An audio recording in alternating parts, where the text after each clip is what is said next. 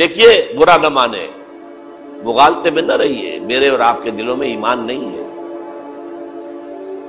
عقیدہ ہے، عقیدہ ہے، والدین سے ملا ہے، یقین والا ایمان کہاں ہے؟ اپنے گریبان میں جھانکیے، اللہ آپ کو توفیق دے۔ کیا مجھے واقعی یقین ہے کہ مجھے مرنے کے بعد نہیں اٹھنا ہے؟ کیا مجھے یہ واقعی یقین ہے کہ اصل زندگی آخرت کی زندگی ہے؟ کیا مجھے واقعی یقین ہے کہ قرآن اللہ کا کلام ہے؟ ٹٹولیے اپنے دلوں کو۔ اگر یقین ہوتا کہ اللہ کا کلام ہے تو آپ اس کو سمجھنے کے لیے عربی بھی نہ سیکھ سکتے؟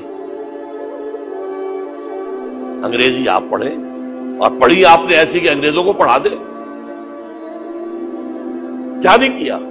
پی ایچ ڈیز کر رہے ہیں، کون کون سے فنون نہیں سیکھے، ڈاکٹر، اتنی عربی نہیں سیکھی۔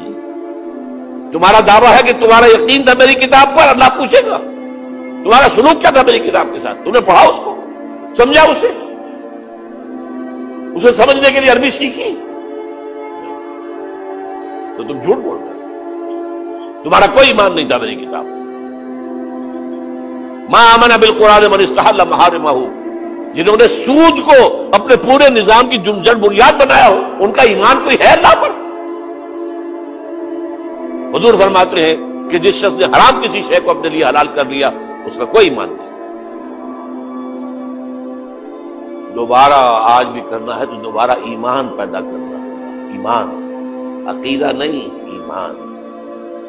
صرف لپ سروس نہیں، اقرار باللسان نہیں، تصدیق بالقلب۔